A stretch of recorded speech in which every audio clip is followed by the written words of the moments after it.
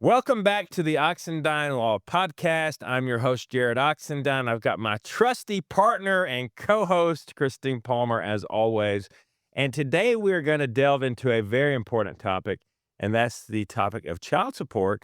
And usually child support is kind of boring to talk about, but today it's going to be exciting because there have been lots of new updates concerning child support and how it's calculated. So we're going to dive right into that and let you know everything you need to know about child support, whether you're receiving child support or whether you're the paying parent.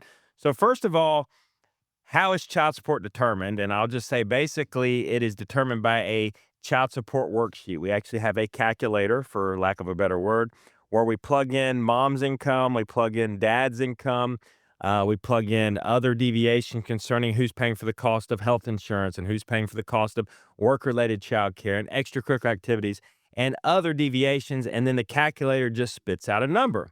However, the biggest change, Christine, has been on the parenting time That's right. deviation. It used to be that if a parent had more than standard parenting time, we had to get creative and count the number of days in the calendar and give the court a proposal on how we think the parenting time adjustment needs to be calculated to the court. So in other words, if the non-custodial parent has more than just like a standard parenting time schedule, we were having to get creative and pitch to the court our ideas on how their obligations should be reduced and by how much based on that extra parenting time. We don't get to do that anymore, do We we? do not. And then there was an argument always about, since it's discretionary, what is standard parenting time? Because there is nothing by law that says what is a standard parenting time schedule, and that has evolved over time. So we were kind of just left out there to try to figure it out for ourselves, which actually created a lot of litigation because there's not a real rules to live by. I'm giving my theory and my suggestion, just like opposing counsel's giving their theory or their suggestion, and neither of us are right. That's the thing. Neither of us are wrong, but neither of us are right. So we're just going in to try to convince a neutral party to pick mine over theirs. That's right. And so now, and I say now, the law actually doesn't even take effect until January of 2026. So the new calculator hasn't even kicked in. However, we're now seeing that all the courts, almost all of them, are wanting to calculate child support under the new calculator, even though it's not taken effect yet into law, because they don't want to see folks coming back for modification. Because if they're going to do these cases now based on the old child support law, and then the new law becomes effective January, they don't want to see people coming back for all these modifications when they could have just calculated it the new way to begin with. So what the change in the law does, it can be a good thing, depending on who you are, it can work out better for you, is that the calculator now, in addition to all the other deviations that we build in, it's going to have us specify exactly what percentage of parenting time mom has and what percentage of parenting time dad has, and it's going to automatically calculate the parenting time deviation and spit out what the child support number should be. So what we have to do as practitioners is we have to look at a calendar basically and count the number of days that mom has, count the number of days that dad has, and I don't want to misspeak here. I'm saying mom and dad, same thing for a same-sex situation. So we're looking at custodial parent, non-custodial parent. How many days does each person have? What is that percentage as far as the overall parenting time is concerned? And then we put those percentages in the calculator. The calculator automatically does the parenting time deviation, adjust upwards or downwards based on the parenting time and based on the income of the parties, and tells us what the child support amount should be. Right. And to be honest, it'll be a learning curve for all of us attorneys for a few minutes, but it is, from everything I've seen so far, and we've had a lot of these go into effect, it is truly more fair. You know, Jarrod, from the previous way that we would do the calculator, I did an exercise often where, let's say that one parent truly believes the other parent, oh, they make more than they're saying. They make way more money than that. They way more than what they're saying they make.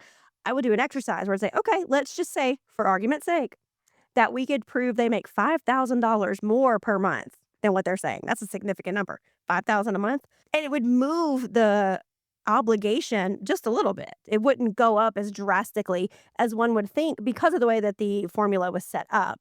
It didn't really take into account as often like what the other party is making in sort of a reciprocal way. It was sort of targeted, I believe, toward the payor. So the payor's income would make it go up or down more than the recipient's income would. So now they've sort of taken that part out, that payor, payee, and now it's parent one, parent two. And there's no automatic indicator of who's going to be the payor and who's going to be the payee. It depends on the parenting time schedule and the incomes. There can be a scenario where a custodial parent still pays a non-custodial parent child support, based on the parties' incomes. So it really does truly a better job of taking all the income that's available to these 2 children or 3 children or 1 child and best allocating it so that both parties are sort of equally responsible in a way. Yeah, and I think that's what you just mentioned is going to be the part that's going to be the hardest for people to adjust to.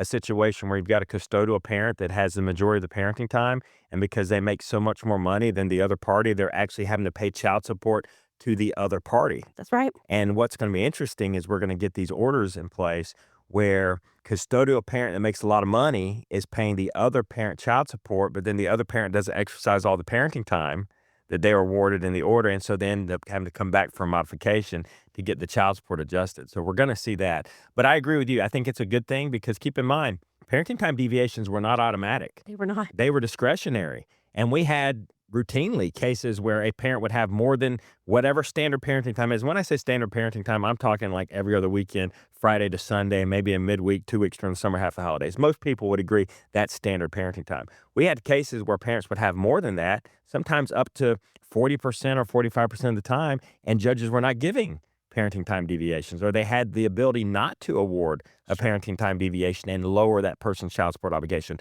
So what this law does, it actually takes that discretion out of the judge's hands, and every case that involves child support will automatically have a parenting time deviation built in if it's applicable to that case. Correct. I think a lot of judges were scared of the discretion because there was no formula.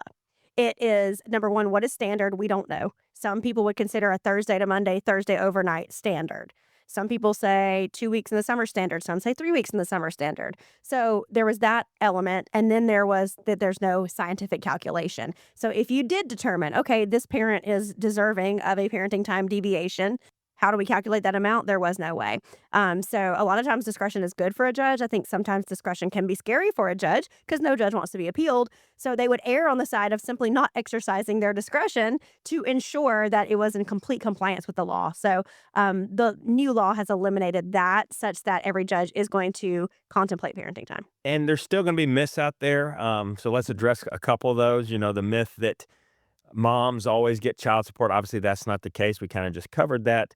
It really is based on breakdown of parenting time and income. You know, whether it's mom or dad, how much does everybody make and what does the parenting time schedule and custody schedule look like? That's what's going to dictate child support, not whether you're a male or whether you're a female. So let's get that myth out of the way. And the other myth, and you still see this, people want to micromanage that child support payment, right? They're saying, I don't want to give it to her. I don't want to give it directly to him. They're just going to spend it on himself or herself. Right. I want to pay the kids' expenses directly, or I want to give the money to the kids. No, it doesn't work that way. You do not get to micromanage your child support payment. If you have to pay child support, you pay it to the other parent, and they get to spend it on what they need to spend it on. And frankly, one of the good things about child support is if you're paying support, that's all you pay. Now, you pay for the kids when you have them during your time, right? But all the other expenses, unless it says otherwise in the order, the parent that's receiving child support is on the hook for paying for those expenses. And trust me, I've got 3 kids. Child support wouldn't cover all of my kids' expenses. You'd be surprised. You think you're paying a lot in child support, or maybe you don't think you're paying a lot in child support. Trust me, the amount of money that the kids actually cost far exceeds what the child support obligation is. Sure. Yeah, I think those are the two probably most common myths, and they're kind of hand in hand. Number one is when I pay child support, can I tell her what she spends it on or he spends it on? And can I get receipts? That is, no, you cannot. A payment is a payment.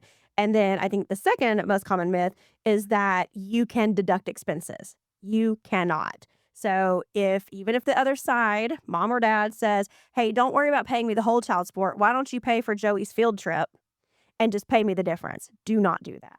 That is not allowed according to law, even if there's a text message that shows it, even if you get something signed and notarized. I had one case like that constantly, rather than pay me child support, it was go ahead and advance this, pay this, because she was paying in advance. So child support was paid for the month. Well, if you'll pay these 2 things, you don't have to pay me child support next month.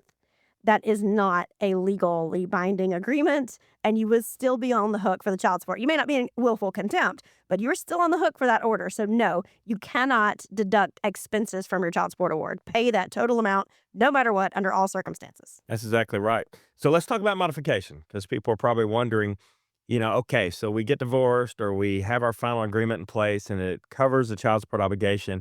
And then what if I can't afford it anymore? What if I lose my job? What if there's some other change in circumstances? And the good news is that child support is always subject to modification. What are common reasons we see child support modified? Involuntary loss of income. Now, that one's always interesting because people argue, well, it wasn't involuntary. He's choosing to, or she's choosing to take a lower paying job. Nope, that's not what we're talking about. We're talking about a situation where you had a great paying job at the time the order was entered, and then something happens out of your control. Maybe the business closed down that you're working for. Maybe there's a huge downturn in the industry. Maybe they were having layoffs and you lose that job and you're making the best efforts you can to find employment that is equal to the amount of income you're previously making, but you just can't secure a job making what you previously were making. Yeah. That would be an involuntary loss of Sure. income. You may not even have the capabilities. Let's say that you are a practitioner of some sort and you lose a license.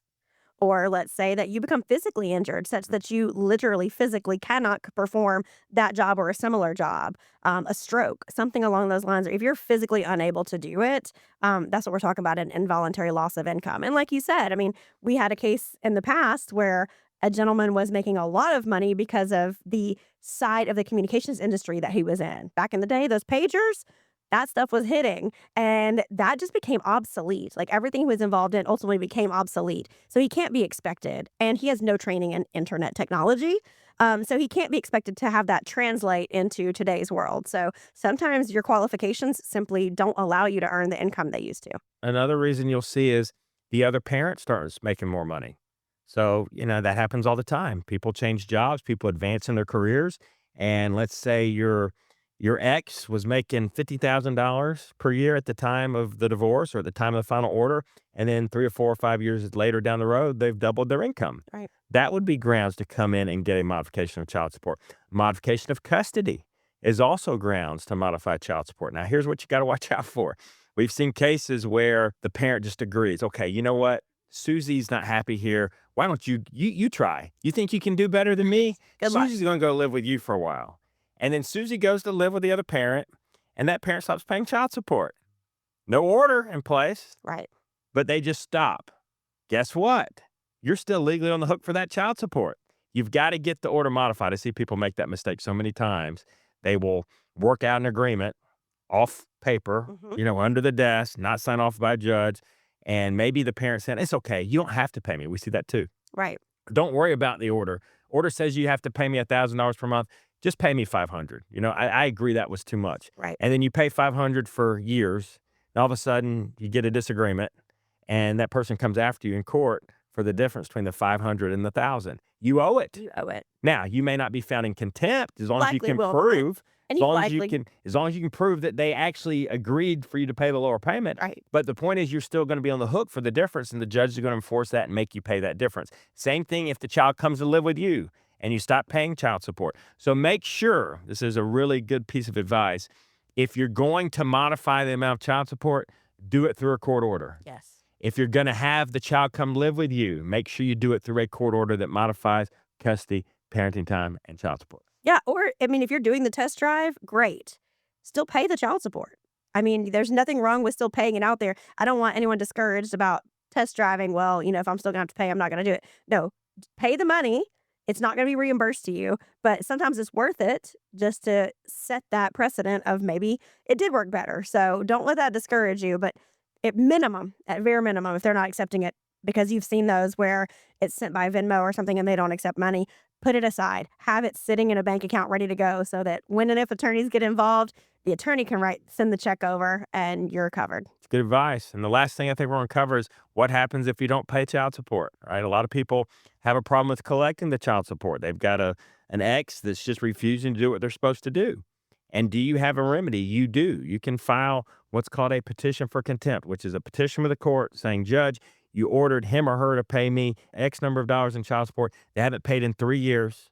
I need you to hold them accountable. And the judge actually has a lot of remedies that they can utilize to force that person to pay.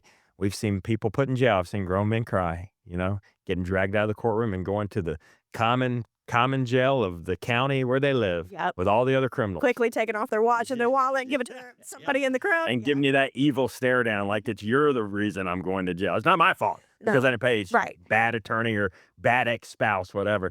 But usually that produces a check pretty quickly, especially if that person does not like being in jail. So it's Generally. funny how that happens. Judges can put people in work release. I've seen situations where people go to jail and they don't care. It's just spiteful. They would rather sit in jail than pay the child support. Well, the judge also has the authority to put that person in work release where they basically leave the jail during the day. They work a job. All the money goes towards the child support obligation, and then they go back to jail and spend the night every night until the child support's paid off.